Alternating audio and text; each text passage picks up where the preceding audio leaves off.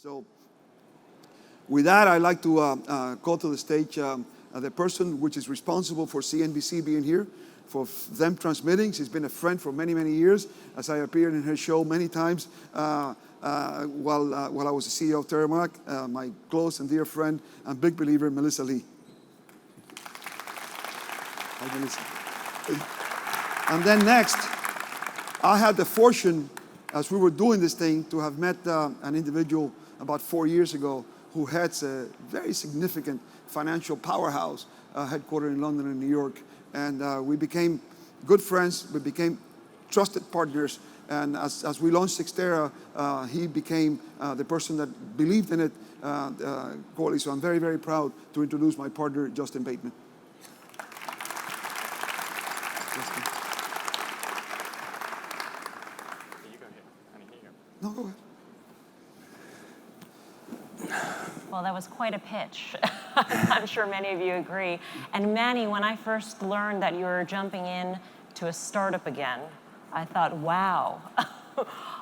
Why did you do it? You said it is such a giant opportunity, but specifically, what sort of opportunity are you seeing in this market right now? Because there are a lot of cybersecurity firms out there who say they can protect infrastructure, they can protect companies. Yeah, there's no question about it. And the biggest issue that the CISOs have today is the level of noise.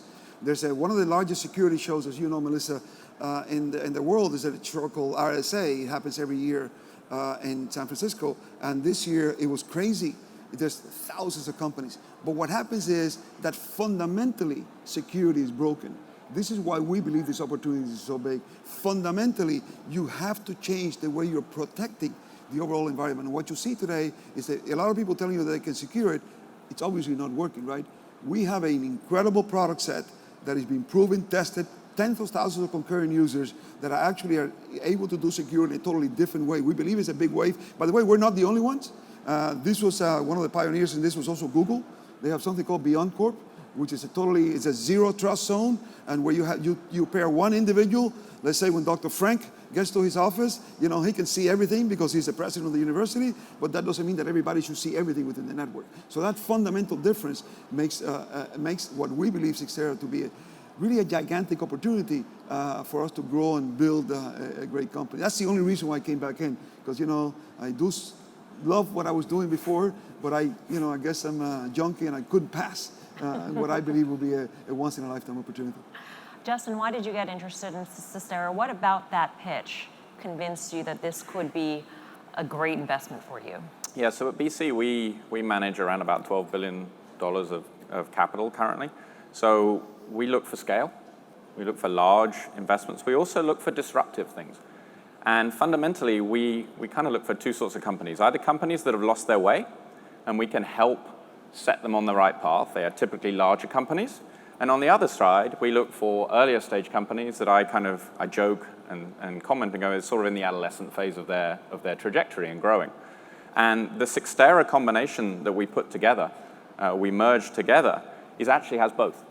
You have, out of the data center portfolio that CYXTERA bought out of CenturyLink, a tired, arguably, at this point, very well invested, great infrastructure, but lacking in the innovation, the entrepreneurialism, and the drive to actually go out there and sell capacity in that business. So there's a change that we can affect from that point of view.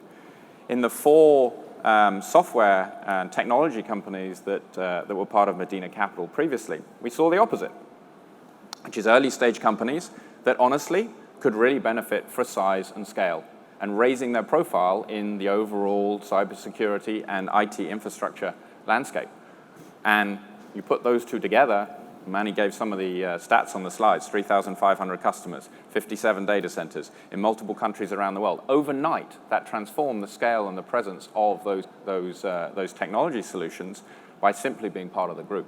So actually, it doesn't often, I very seldomly find a situation where we can do both at once, but I feel that we've actually got an opportunity to do both at once. How do you view the total addressable market for this company in particular? I mean, is it as simple as saying anybody out there is a potential customer?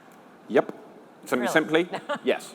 It's any company in the entire world is a potential customer for this company. I mean, it is as simple as that, because this is right at the fundamental basis of the global internet. the internet is the underlying infrastructure of all our daily lives are increasingly migrating to. And therefore, the growth potential and the growth trajectory here is extremely large and will go on for a very long period of time. Because there will be early innovators, there will be early embracers, there will be early adopters who will take up and really understand that the cybersecurity profile of their embedded infrastructure that is in the hybrid cloud, be it on-premise and increasingly off-premise, and the criticality of that for their functioning of their corporations, that there'll be early adopters of that. And they are already beginning to buy into and see what the importance of that is. There'll be later adopters who will take quite a bit longer to figure that out. So therefore, that's a wonderful sort of ramp that lasts for a very long period of time. Manny, you're talking extensively about the notion of the firewall and how outdated that is. Why do you think that there is such a reluctance to accept sort of a new way of thinking about cybersecurity, especially when we use cloud every day, even just on a personal basis? Why was there that sort of reluctance to think, you know what, I should think about that in terms of the corporation as well? Yeah, there's a couple of, one is a cynic one, and that is the fact that the embedded vendors, continue to fight.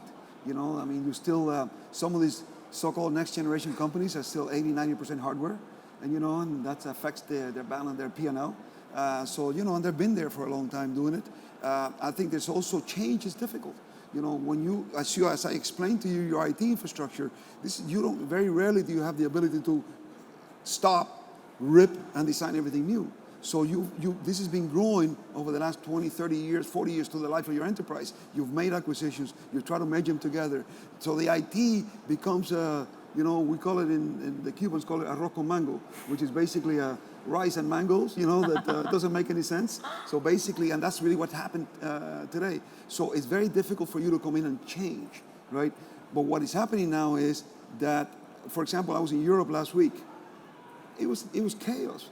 The national health system in the UK, when you saw people being carted out of an operating room because the operator had to stop because the systems were down. In Spain, 3/4 of the country was paralyzed. So people are beginning to become very aware, but the change is going to be adapted. So the two reasons are those. It's very difficult for you to change. And by the way, the interesting thing about this is we experience this in this industry every revolution.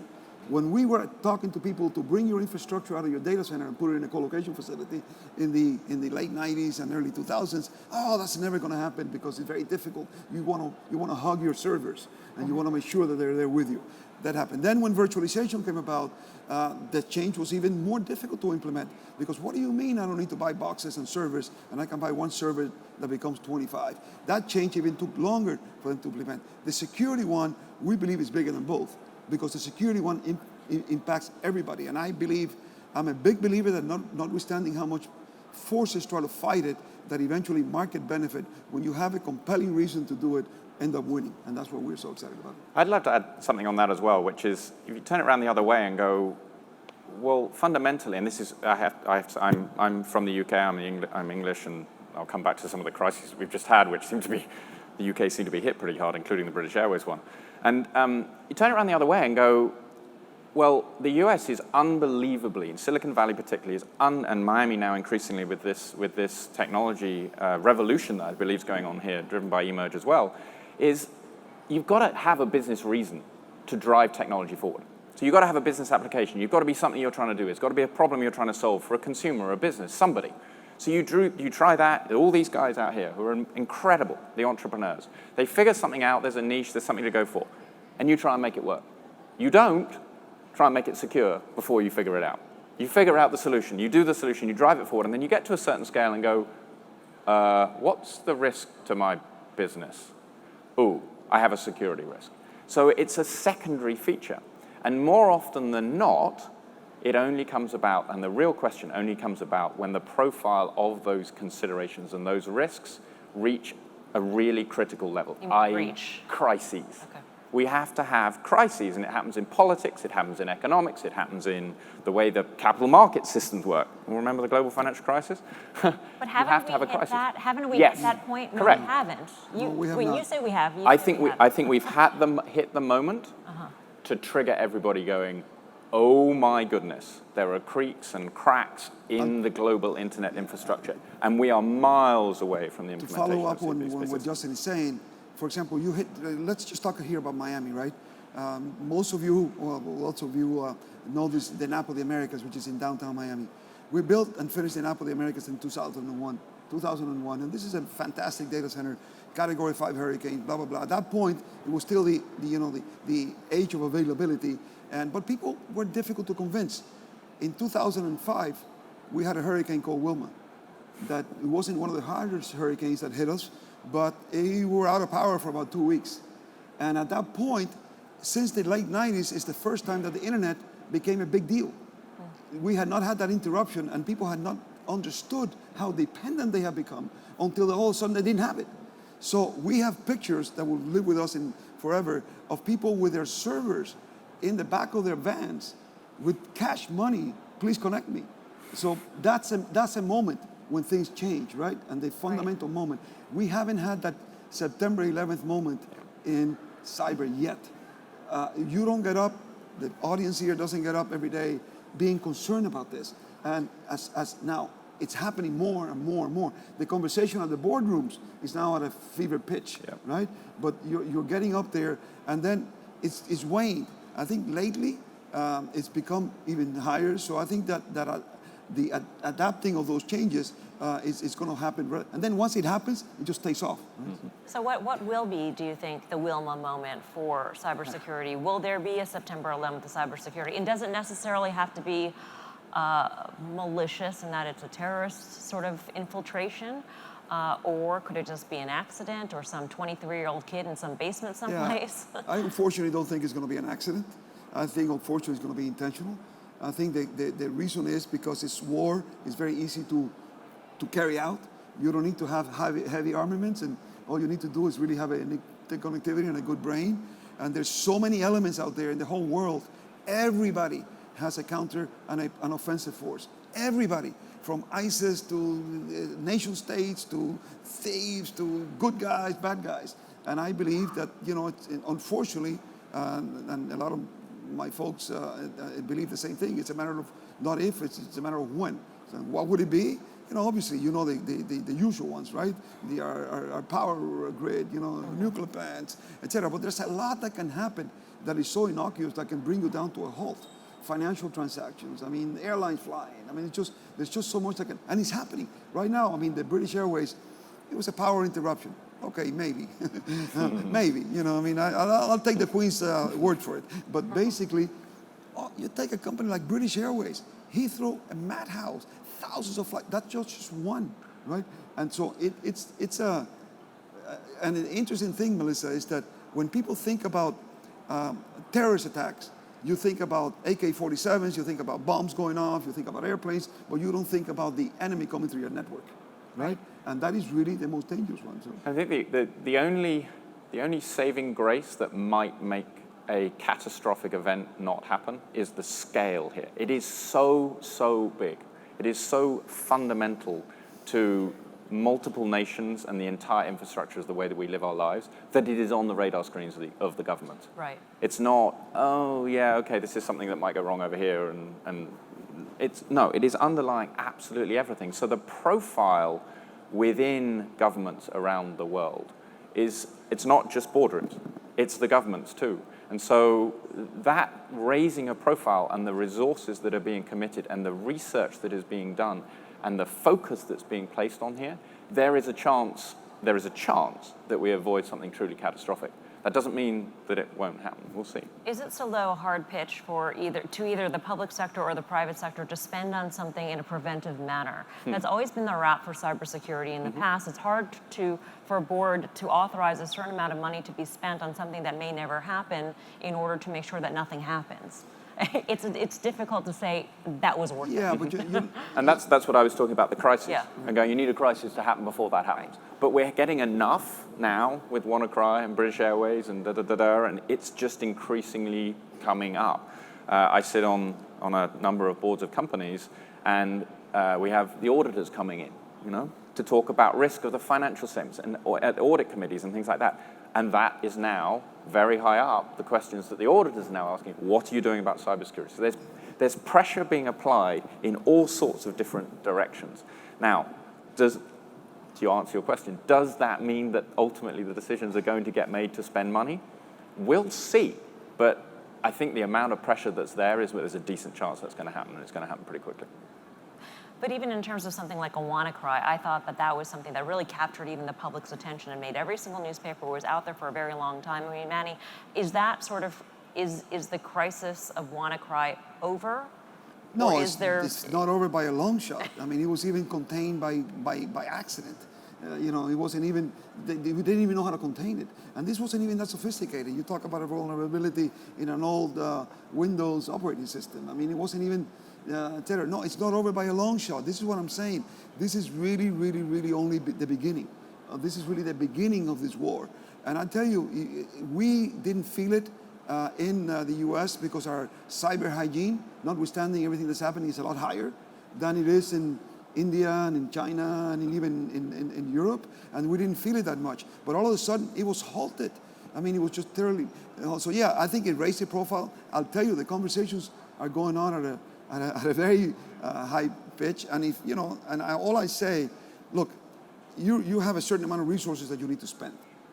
What is happening up to now is that CISOs have used scare tactics. They go to the board doesn't really understand what they're saying.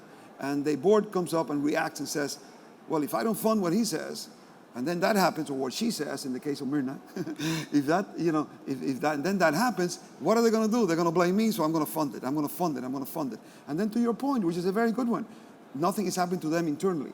But then all of a sudden, their friends begin to happen. If you think about it, we estimate that between all the breaches in the healthcare systems, 60 to 70% of the population of the United States have already been breached. Your identities are out there in the world, on the dark web, which, by the way, is not so dark. Any of you today, go to Google today and just put in personal identities and see how many websites you'll be able to see that you can just buy them. They have service desk. They give you money back guarantee. So this is not so dark. So basically, it just hasn't risen to the level of awareness of making that decision. So what we're professing as CYXTERA is that all of this really starts with the infrastructure. And when you spend that busy and that sprawl that is happening today, you have to do it smartly. You have to do it in a way where it really changes the mindset. The same thing happened with virtualization. You were spending huge amounts of money on servers, and you would only use the capacity 10 to 15%. And then when that happened, you would buy another server. Well, the embedded vendors fought it at the beginning, and then the change was very difficult to adopt. Once it happened, because you were doing something different with the value proposition, and this is what we believe is happening right at security. That is fundamentally changing. All of your points are excellent points, and they're true, by the way. But we believe that if you have this conversation 2 to 3 years from now, you're going to see that the way that we secure this enterprise is a lot more the way that we do it, that Google does it, than the way that the traditional way that it's been done. I know this company just started, but Justin, you've already thought about the exit, correct? Yes. Which would be? So I'm going to buy his interest out and pay 3 times his money. This is the basic. There we go. That's we the first offer we've had. out, This is great. So no, in private equity, we have fund lives, which are typically 10 years. And so part of the reason that our underlying investors put those fund lives in place is so you buy a company, you improve it, and then you look to sell it. And therefore, there's a discipline imposed on us that in sort of parts we don't fall in love with our companies.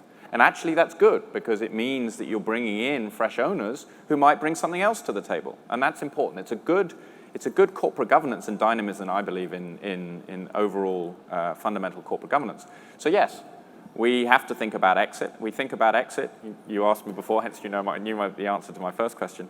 We think about exit at our investment committee.